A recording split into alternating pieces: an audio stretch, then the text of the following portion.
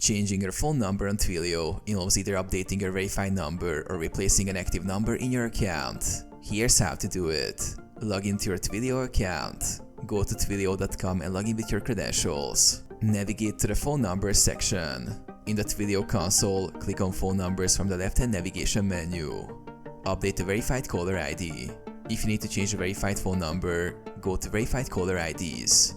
Remove the old number by clicking the trash icon next to it. Click Verify Caller ID to add a new number.